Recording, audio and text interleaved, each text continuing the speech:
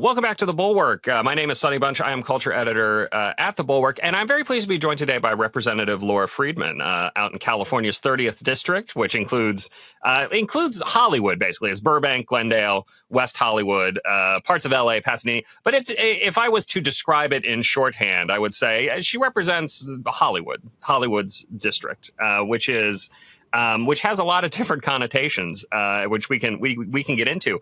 But Representative Friedman, thanks for being on the show today. Thanks for having me. So I wanted to before we get in, I'm a movie guy. I mostly talk about movies and the business of Hollywood, et cetera.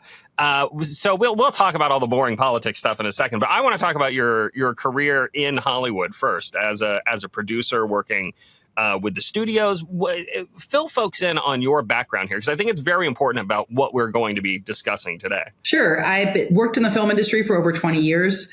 Right when I graduated college, I got hired by an independent producer in New York City. So I worked for 4 years in New York for independent producers, and finishing at HBO as a full-time script reader. And then I got offered a job at Paramount in Los Angeles, because I didn't tell them when I applied that I was living in New York.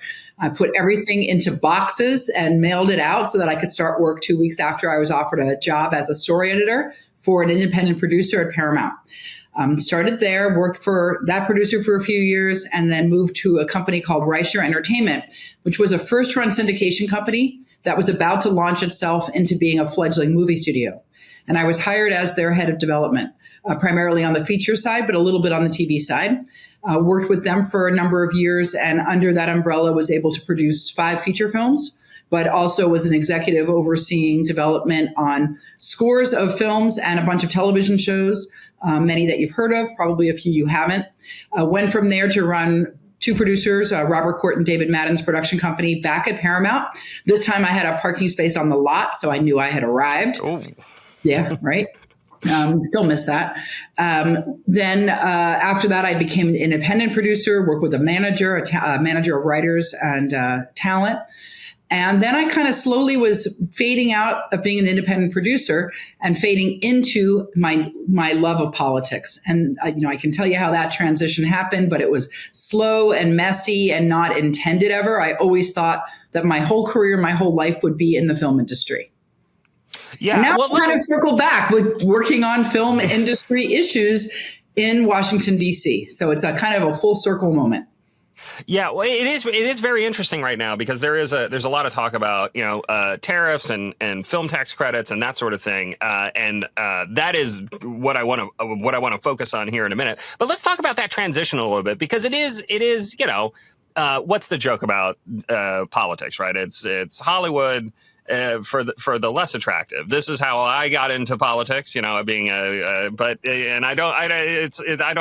not trying to cast any aspersions here. I'm just saying it's a very similar world is my point.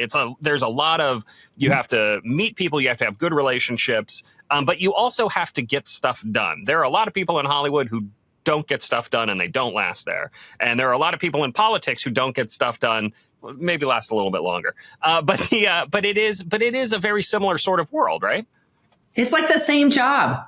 It's the same job. So years ago, when I was on the Glendale City Council, I was still working in the film industry, and I went on a lobby trip to Washington, D.C., and we walked into one of those restaurants, like the Capitol Grill or, one of those. And I was like, this is exactly the feeling that you get when you walk into the Ivy or Maple Drive or any of the restaurants at the time that were the Hollywood restaurants, where you could look around and you would know who was sort of the DC equivalent of a producer, who were the agents, who was the talent. You could look around and know who the lobbyists were, who the elected representatives were, who the funders were, the donors, just by the dynamics you could see playing out at every table. It's eerily similar, as well as the way that power works. And to me, most importantly, it's because to be successful in both fields, you have to be able to do a couple of things well. You have to be able to come up with with a vision, and you have to be able to convince people to buy into your vision, right? So when you're in Hollywood, you have to convince people that you have a property or a story that people are going to want to see on the screen. And it's not easy to convince people of that. Think of all the scripts, the hundreds, the thousands of scripts that are floating around Hollywood, and there's a few of them that get made. And so someone has taken the time to recognize and have the vision for what that's going to look like on the screen and why people are going to be attracted to go and spend their money to go and see that. They have to be able to convince other people to see that vision. And then when you launch into development, you have to gather a group around you that shares your vision. And you also have to be willing to take their input and make the changes that you need to make the project better. So in Congress, I also have to work on having a vision. I have to see a need somehow and show people that this is something people are going to be interested, that's important, that people are going to vote for. And then I have to go and gather the stakeholders around me that help bring it to fruition, because anything important you're not going to do on your own. You have to have supporters. You have to have people who advocate. You have to have, just like in Hollywood, you've got to have your directors and your writers and your actors who lend their name to your project. In Congress or in the state legislature, where I spent 8 years, you've got to have the interest groups. You've got to have the spokespeople who do the same thing to help you get to where you need to get the thing made. So it is all about producing. Like you said, in Hollywood, when I was an independent producer, no one paying my bills if I didn't get something set up. And here, no one's going to vote for me if I don't get stuff done. So I feel like it is very much, I approach both jobs in the same way. And it is relationship driven. So you do the breakfasts and you do the lunches and you do the drinks and you do the dinners to build out that network so that you can be more effective at your job. Let's talk about the kind of similarities and differences between politics at each level, right? So when you start in local politics, you're still doing some producing work, which I assume there's some overlap there in terms of like we want to get this thing made. How can the local politics help do that? What were some of the things that the industry was dealing with on the local level when you were on the city council? Well, locally, we had a lot of film production still at the time. I was elected to the Glendale Council in 2009. So there was still a good deal of production, although there was a lot more reality production going on just in general in the industry than there was sort of long form. TV movies were kind of fading away completely. The industry was changing for a lot of reasons. And I'm sure you've covered, the financial, some of the FinCEN rules and the impact that had, antitrust legislation, which made a big difference, for instance, in my former company, which was a syndication company. So very sort of wonky in the weeds financial models that were changing, a lot more reality being produced, much cheaper. So we already saw a conflation, right? When I came into the industry in the 90s, there were hundreds of producers that had deals with studios, and they all employed little teams, people like me, story editors and development executives and assistants, and they were just this ecosystem of jobs. And over time, that's shrunk. So that's one big driver of job loss in the industry. But so that's something that we don't even really talk about as much. There's a lot less of that now. But when it comes to the production, that also was at the time into 2000s, there was still a lot of production going on around Los Angeles. There were still film studios that were full. There was production visible on the streets around Glendale, where I live, and Hollywood. And then we started to see a lot more of that leave. And I remember when my company sent all their low budget, straight to television movies to Canada, because Canada had introduced the first film tax credits. Mm-hmm. And we wanted to take advantage of them. And these were $2.5 million, $3 million, very small films made for cable, made for television, very small profit margins, really tight. We were selling them around the world, but it took them years to really get to profitability.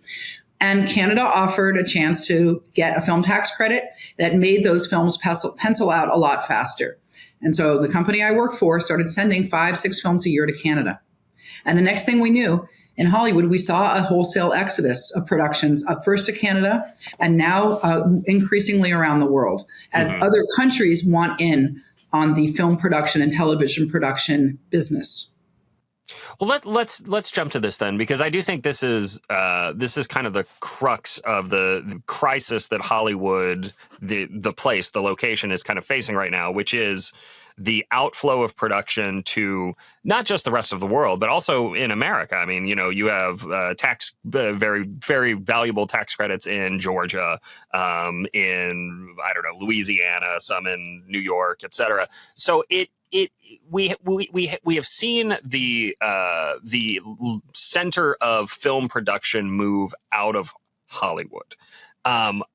is there any way to bring that back through a more lucrative tax credit system? So we are still in peak production. We still, because of the success of streaming services, which can offer a lot more content even than the traditional sort of movie screen model, there's still a ton of content and very high quality content being created around the world. So there is more content, but we have less of it in the United States because we have more international competition, and other countries are really trying to incentivize this industry. And let's be clear, there's a reason for that. First of all, these are aspirational jobs at every level. People want to be in this industry from a young age. They watch movies, they watch TV, they're inspired. They have a story to tell. They want to tell that story. They want to be a part of that movie magic. They're aspirational jobs that people want that offer a really good living. In Hollywood, these are union jobs primarily. They're steady jobs. They're jobs, everything from blue collar sort of craft services work, people who build sets and are able to do that in a really good environment, up to at the creative level when you're directing or writing and telling a story, right? So it offers a multitude of jobs at a lot of different kind of types of jobs that are good jobs that people want. And that's something that is attractive to every state. Every state wants to have that. And in Hollywood, we also have the benefit of that industry being so popular to the general public that we have tourism that is based 100% on us being the center of the film world. People want to be a part of that. They still buy the maps to stars' homes. They still want to go and see George Clooney eating at a restaurant.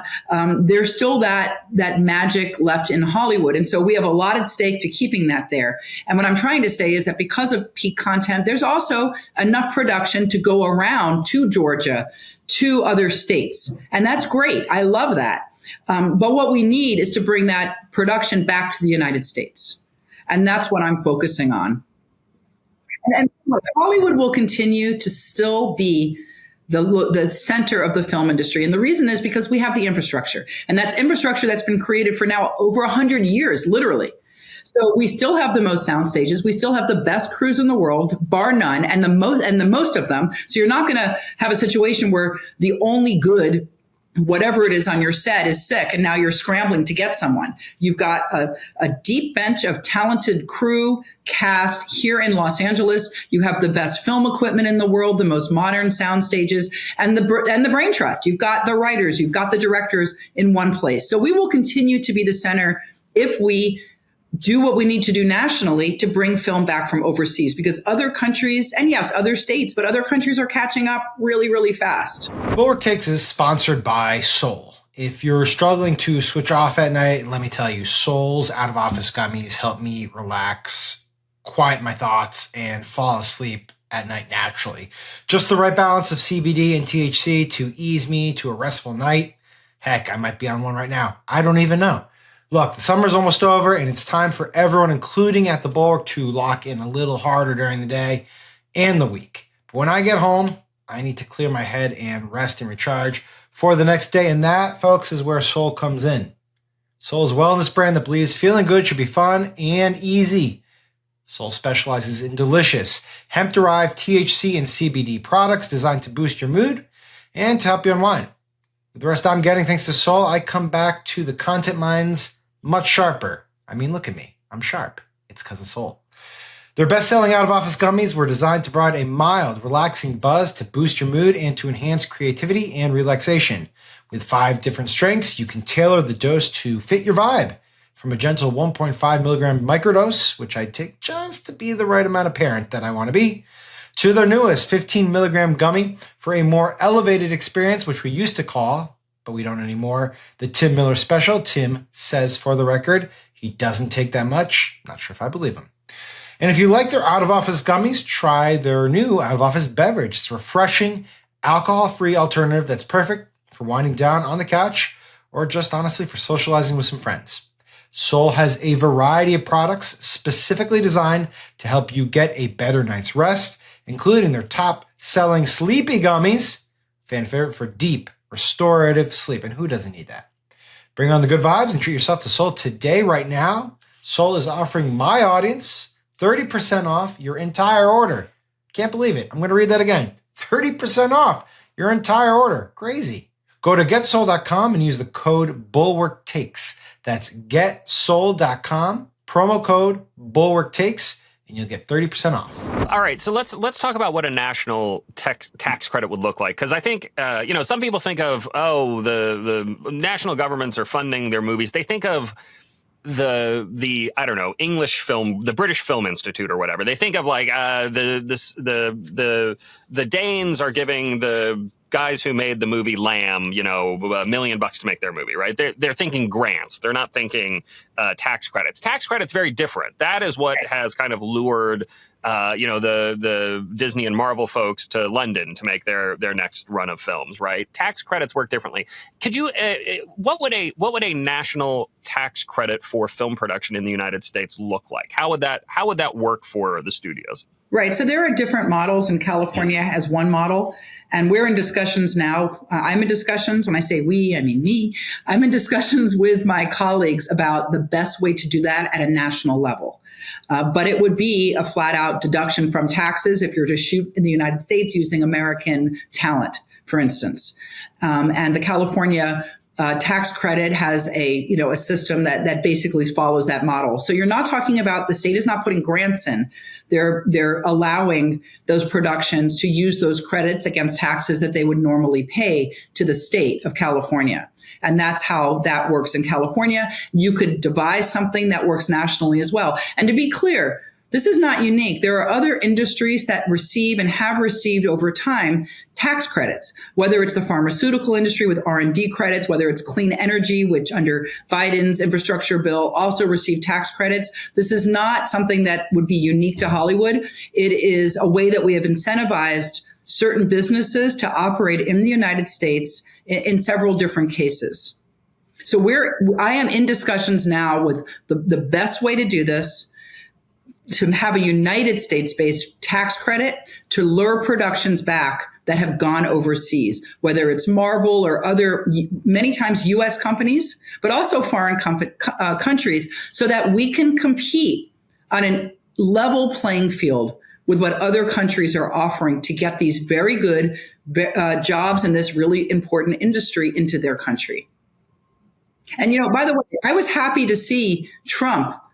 I disagree with him about pretty much everything, but this is an area where I agreed with his tweets saying that this was a very important industry for the United States, a signature industry that's important for us beyond the jobs that it creates. And if you'll give me 1 second, I'll tell you what I mean.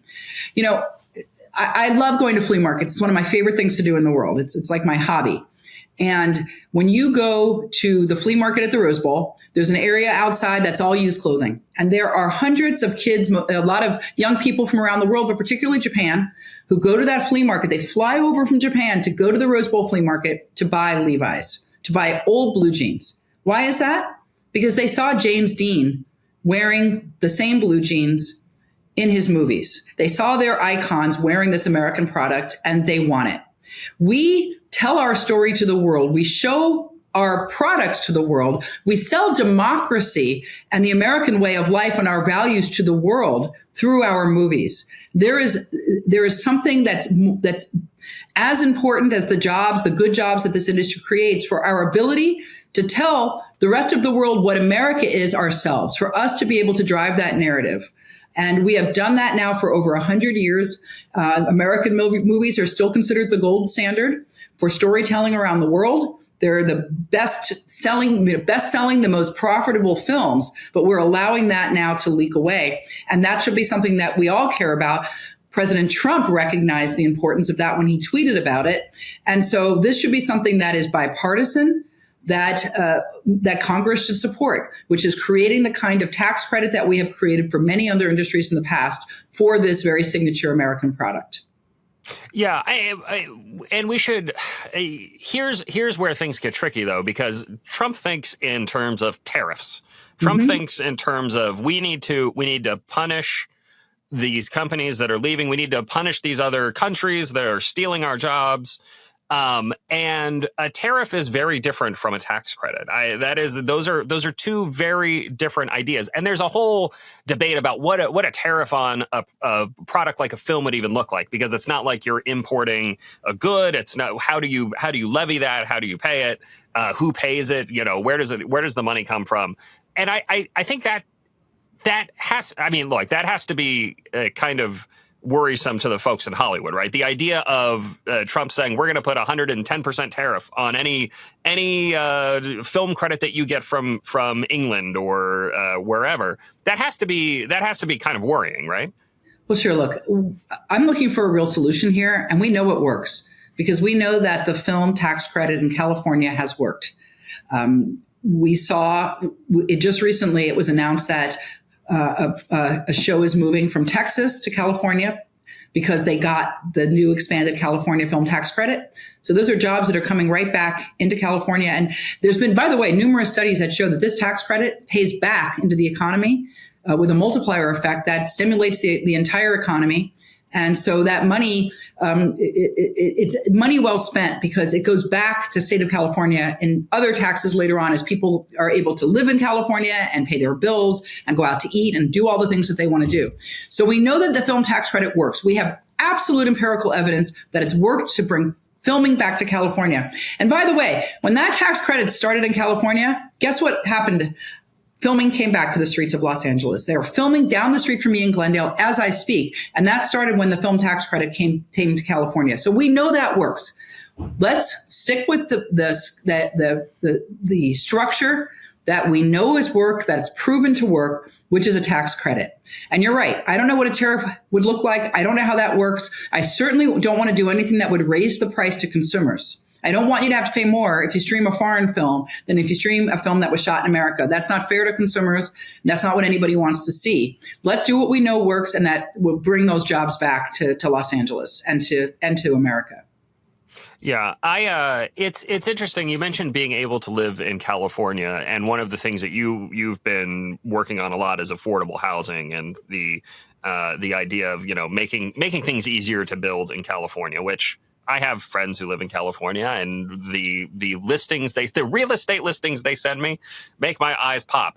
And that is being able to live in a place so you can work there is a key thing. What do you make of the the so-called abundance agenda, right? Like the effort to make building more accessible, housing more affordable. What do you see the role of the federal government in this is? Because it really is. I mean, look, this is a local issue as much as anything else. It's about zoning and building, et cetera. But what can you guys do in Congress to help kind of make it more affordable for folks? Sure. Well, you asked what my take is on the abundance agenda.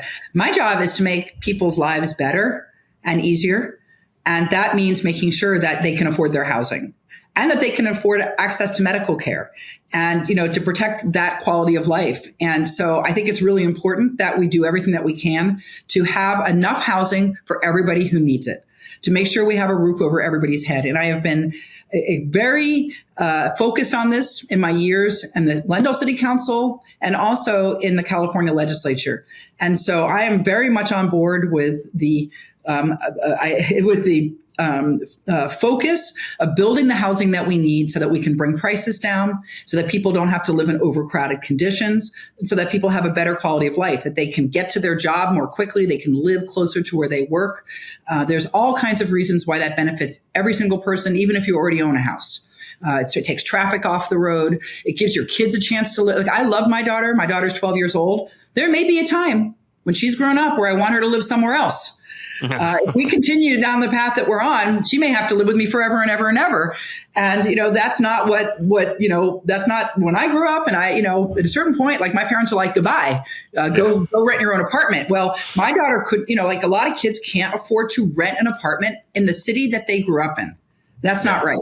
So what can we do? Well, I just introduced a bill to reform the NEPA process, which is the National Environmental Protection Act, so that infill affordable housing doesn't have to go through an environmental review.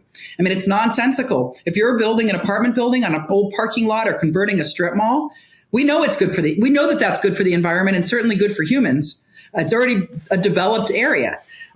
So that shouldn't have to go through a duplicative environmental review that's already done by the state through the CEQA process. So we've introduced that bill. It's bipartisan. As far as I know, it has no opposition at this point. It's got support. It's a no-brainer, low-hanging fruit, but it will absolutely help build more affordable housing in Los Angeles, because the affordable housing developers have told us that it costs them hundreds of thousands of dollars to do this review that always gets approved, but they've got to spend this money on consultants. The timeline drags the project out. Sometimes they risk losing their financing. A year goes by when that could have been a year that we had affordable housing for people. And when I say affordable housing, I'm talking about projects that are subsidized by the government to have for income qualified individuals to have low rent apartments. We're talking seniors. We're talking people with severe disabilities, people who desperately need housing, who right now sometimes are in shelters, emergency shelters, because we don't have the housing for them. And that's wrong. The tax credit thing, again, I'm fascinated by the national tax credit idea. I assume everything I've seen about it, all of the pitches I've seen are that they would stack on top of state subsidies, right? They would stack on top of state film credits, which is obviously, I mean, like, nobody wants to lose out on money. Nobody wants to lose out on what they're getting from Georgia or California or wherever. But what would an actual, I mean, so in terms of what sort of outlay are we looking at here for the federal government? Because it's not cheap. It's not free to, give people a tax credit. It's, you let them keep their own money, but we should throw out some numbers here. I mean, if you were in your world of worlds, this is what we're going to do. What would your ideal bill look like for a national tax credit for filmmakers in the United States? Brad, I can't give you a number at this point. This is something that we're still in negotiations on, and I can't negotiate against myself sort of publicly. It needs to be enough to bring production back to the United States. That we're very clear about. The production that has leaked out of the country, where they're shooting in English in other countries, not because they're looking for a pretty location. That's always going to happen. You're always going to want to shoot the Born Identity, part of it in Paris, so you can have that. But then the soundstage part should be in the United States. The part that has leaked away from us, we need to have enough of a tax credit to bring that back. And again, that is money that will be returned to the government, because the stimulation that it creates, the job creation, the people who are now employed and not on the unemployment rolls, the money that it puts into small business, the people who serve the food on the set, the local dry cleaners, the restaurants that are now feeding the people in that crew, after hours, the bars. That's all money that comes back to the government in terms of sales tax. People have money now. They can go and buy clothing. They can pay their rent. So that money does come back into the economy. And not because I say so, because this has been studied. And the studies show that there is a multiplier effect for this particular tax credit in California and in other states that have done it.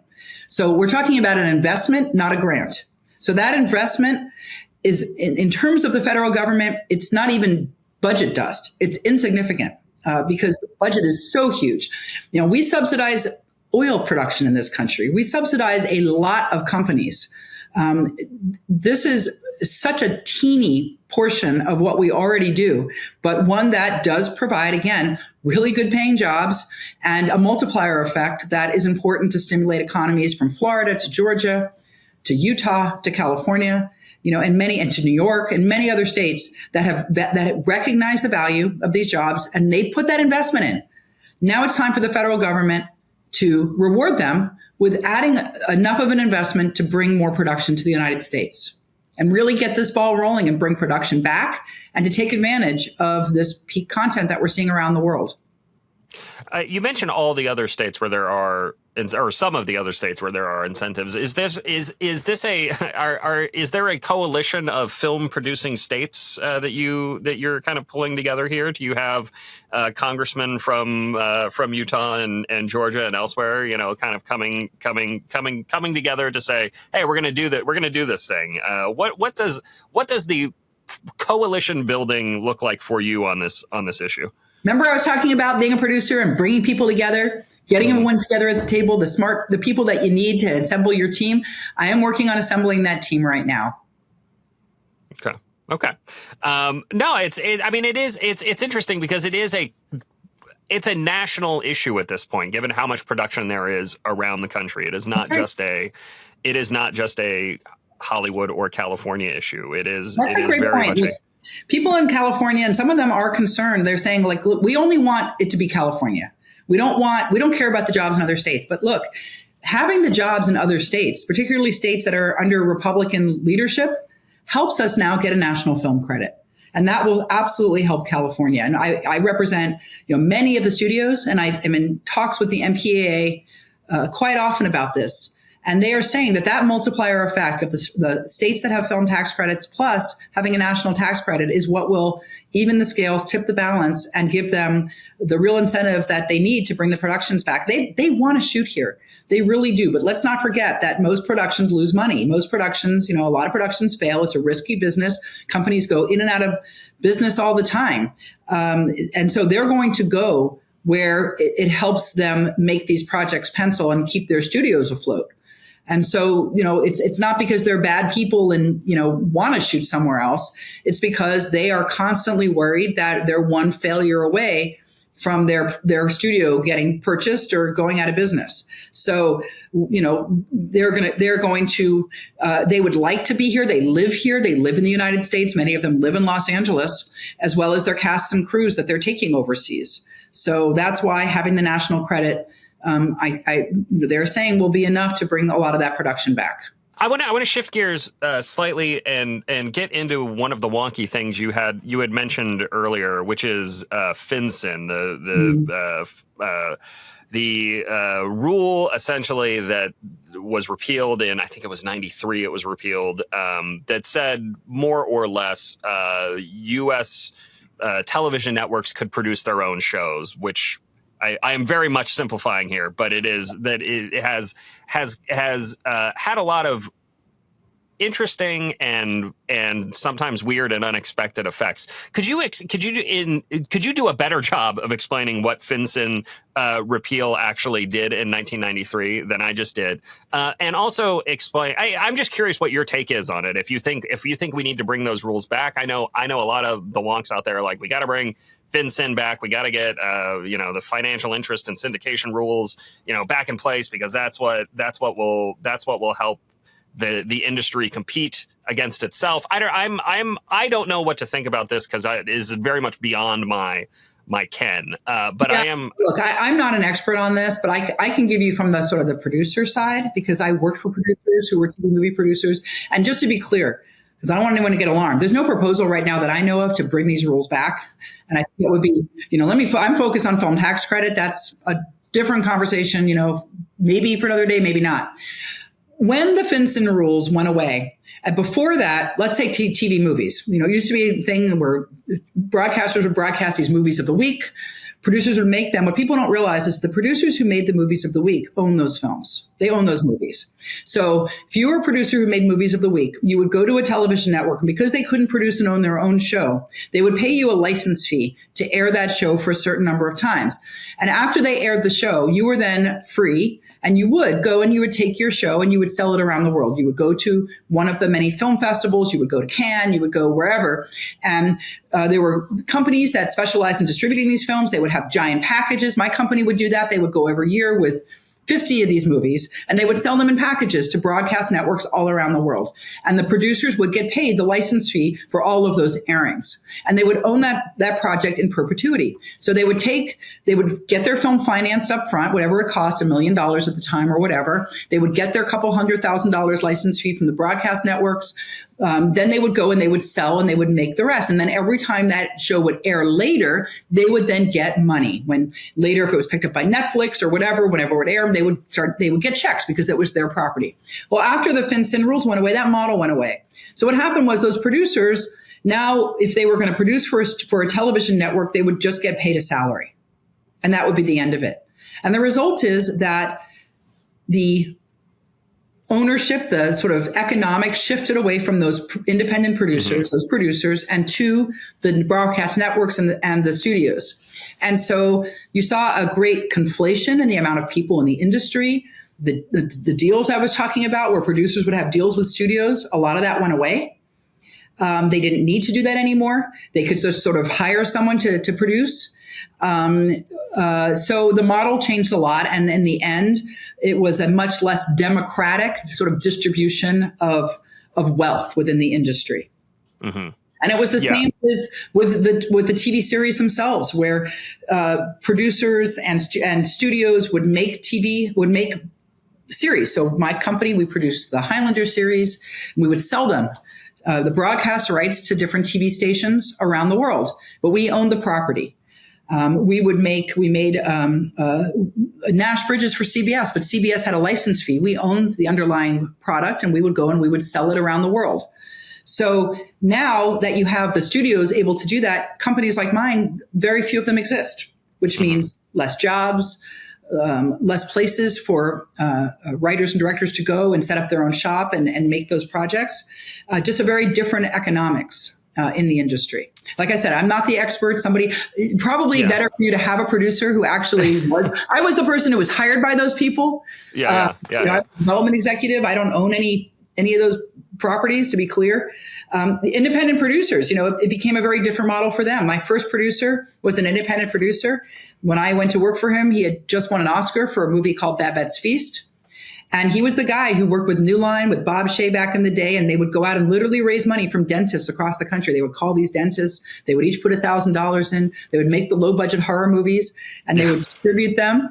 But the producers were a big part of the ownership of those properties, not just a studio. Now, I guess people still kind of do that and sell those projects to like Netflix, but it's a different model. Yeah, it's interesting. I've had some of these producers and distributors on, and it's such a different world right now in terms of getting things in front of people is always the key. Everybody just wants their thing that they have made to be seen by people, which is always the hard thing. I don't know, the FinCEN stuff is one of these kind of like sneaky important things that I don't think folks pay enough attention to or understand. Along with corporate consolidation, which has also shrunk the job market, sort of the amount of people that are working in, as development executives, working kind of in those support roles. So there has been a lot of consolidation, which is also part of the changing of the industry. Yeah, that's for sure. All right, that was everything I had wanted to ask. I always like to close these interviews by asking if there's anything I should have asked. If you think there's anything folks should know about the state of film production, about kind of what you guys are trying to do in terms of putting the U.S. on an equal competitive basis with the rest of the world when it comes to these tax credits, what should we have discussed that we did not? Well, I guess I'll just say that this is really important to me. It's important to my constituents. I come out of the industry. My husband was an editor. My neighbors and friends, so many of them work in the industry. It's really a lot of what powers my district in Los Angeles, but it's broadly important to all of California as our identity, for tourism, for those ancillary jobs, like I talked about, the dry cleaners, the restaurants. When Hollywood shrinks, when there's no production, it's felt all across Los Angeles. We feel it in the coffee shop. I hear it from coffee shop owners when there's production versus when there's not. I hear it from dry cleaners. I hear it from so many industries. And I'm the only person that I know of in Congress who worked in the industry, who understands the economics of it and why films are shot where they're shot, who they employ, that kind of ripple effect through the economy. And I will also say that there are Republicans who are representing states that now have production who also get that. And we're in conversations with them, and they've been good conversations. So this is not, I think this tax credit is not a pipe dream. It's a serious proposal. It's something that it's my top priority. It will be bipartisan. And I think it's something that is important for our country, as I said, for the identity of our country, for our ability to tell our own stories. It's an aspirational industry that people from all over the country, everyone knows someone who lives somewhere in this country that wants to be in the creative industries, whether it's video games, whether it's coding, whether it's film. The creative industry is the future. That's the future of our economy. And so I'm working on this every day. Anyone who hears this, who has something to contribute, we're certainly happy to hear from them. I really appreciate your interest. I'm happy to come back and update you as we progress. And I just want to thank you, for your interest in this. And I want to thank you for loving movies. I love movies too. And I'm sorry that you didn't ask about K-pop Demon Hunters and all the other things that I've been watching because, I have really good opinions about all this stuff too. Well, you have a 12-year-old. Is that? I have a 12-year-old, so you can believe me. Yes, K-pop Demon. I know every song by heart. I will not sing them for you. She could. No, I have a 10-year-old daughter, and she is. We spend a lot of time in the car listening to K-pop Demon Hunters, amongst other things. We went to the sing-along. Did you guys go to the sing-along? No, I want to, but no. Evidently I'm being dragged to see Benson Boone in a couple weeks. But I will tell you that what my daughter told me. I didn't know this. Maybe you don't know this, but there's a law. Did you know that there's actually a law that if you're driving and K-pop Demon Hunter songs or any Taylor Swift song or Olivia Rodrigo comes on the radio, did you know that adults are not allowed to speak? My daughter told me that this was a law, and was a new one on me as a lawmaker, but that certainly sounds like kid law. That has been adjudicated in the kid law courts. Yes. I think they won that one years ago. So good for them. Yes, I think I was banned from the sing along. She'll have to go with her friends.